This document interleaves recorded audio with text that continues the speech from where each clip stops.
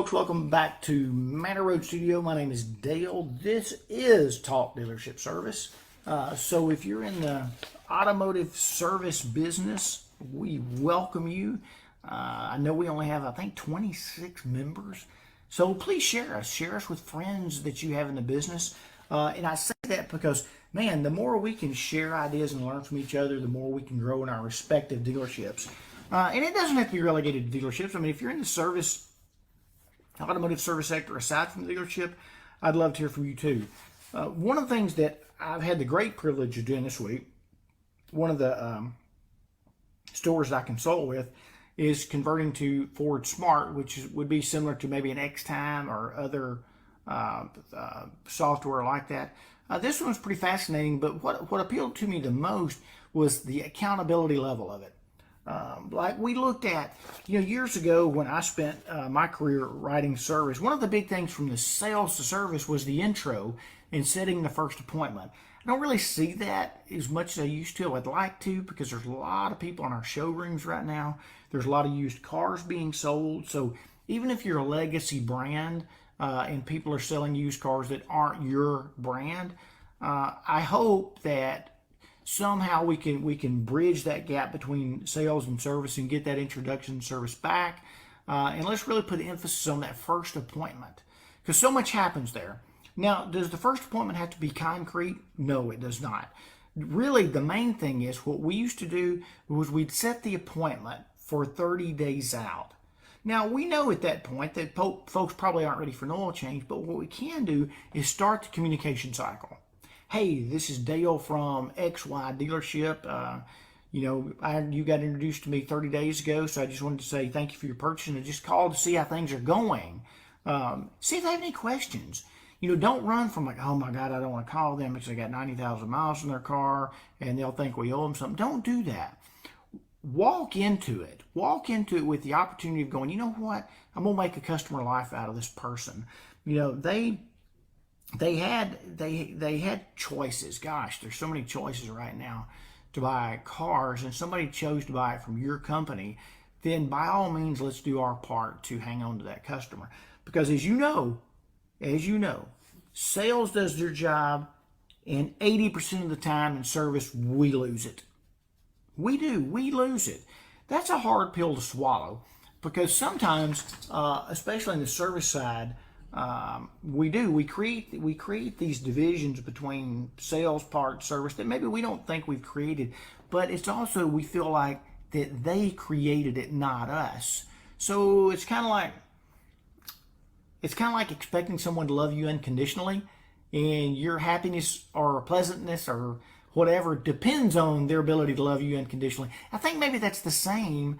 We're expecting something out of somebody, and when it doesn't happen to maybe the way we expected, that gives us an excuse as to why we're not performing.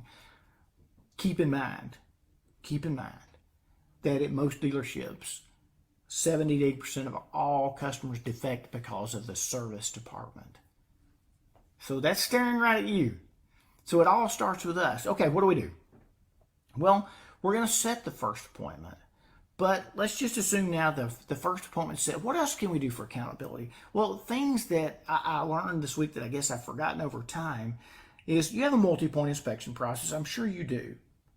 Do you manage that process? Like every morning, do you go over with your advisors and your technicians the quality of the repair order that they wrote the day before? This is never an attempt for discipline. This is an opportunity to coach and train and hone new skills. So we look at that inspection from yesterday, and let's say there was 10 red items for the whole day in your dealership. How many of those 10 red items got converted into a sale? Keep in mind that absolutely we want the sale, we want the revenue, but when we let a customer leave with a condition that's red, then we're not serving the very customer we've been entrusted to serve. That's why they defect. That's why 80% defect. So, all right, we're looking at this every day. We're managing the MPI process. We're looking at it. We're going over and we're coaching our advisors. Then we can start seeing where the breakdown in the process is. if they're not converting some of those reds to sales, then let's find out the why. It might not be what you think. If your first inclination is to go, well, I've just got weak service advisors, they couldn't close the front door, I got a feeling it's much deeper than that. So take a step back and look at the MPI process from the tech side. Are the technicians finding the red and the yellows? Okay? And then you can go even further and go, let's take a specific tech. What is this tech recommending more times than not? Maybe you've got a tech that recommends alignments on everything. I'm not saying he's wrong.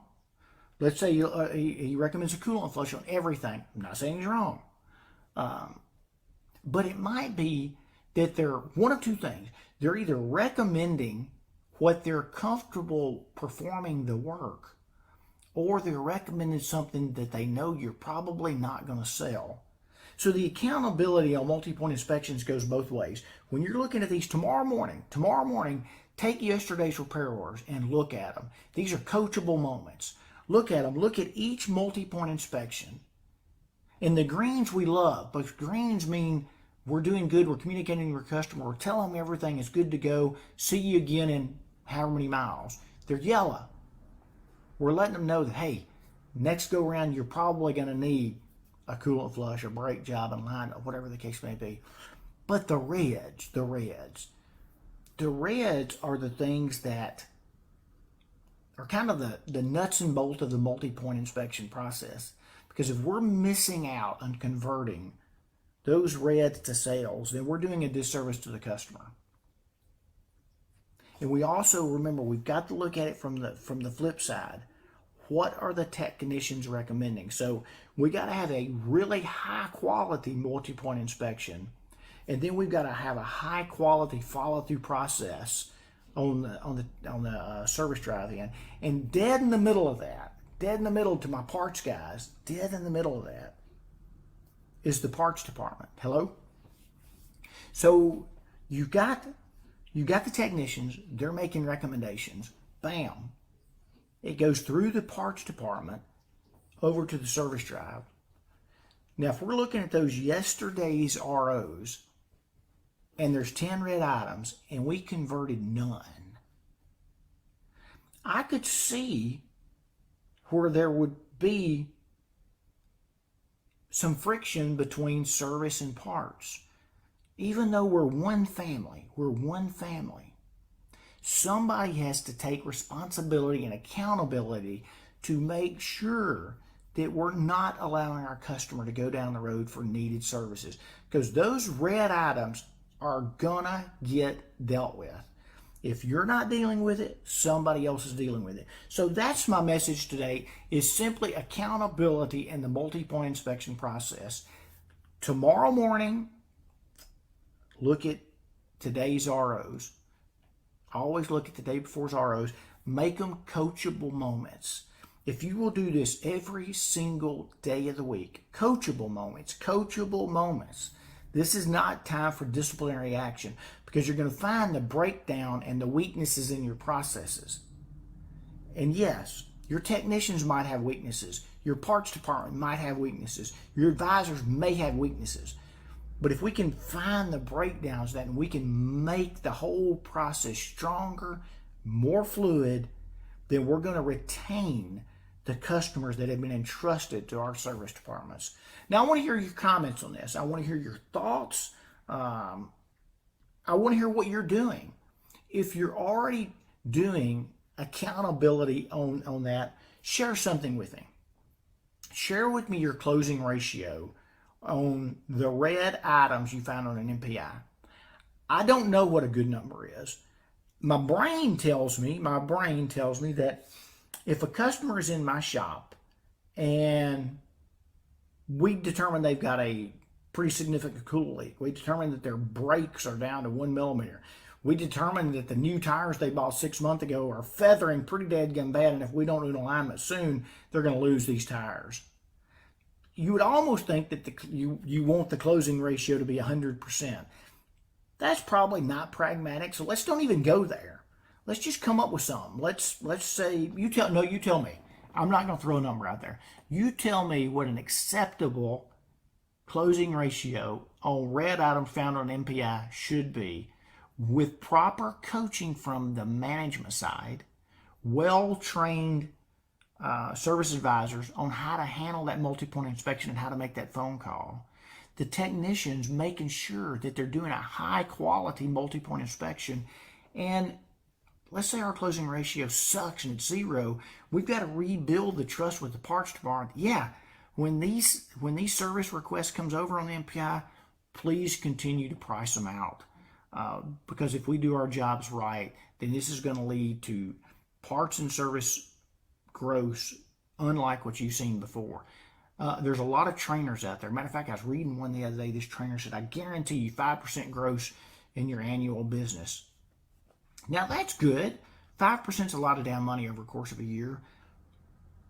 But can you imagine if we just got good at the multi-point inspection process? If we just got good at it, I got a feeling our business would go up more than 5%. I'm going to guess 10%. And who knows what would happen if we got great at it. All right, I want to hear from you. That's enough for today. I know it's been a week since I did a podcast, so I will do better because I really, really love this channel and I'm passionate about the car business. Maybe tomorrow or Saturday I'll do what I call my peek over the hill. But until then, share this with your coworkers or your friends across the nation in this industry, because I want to nail down this multi-point inspection. I want to talk about this for a month if that's what it takes to talk about it. So I'm your service guru. I'm your sage for the day, and I look forward to seeing you again soon.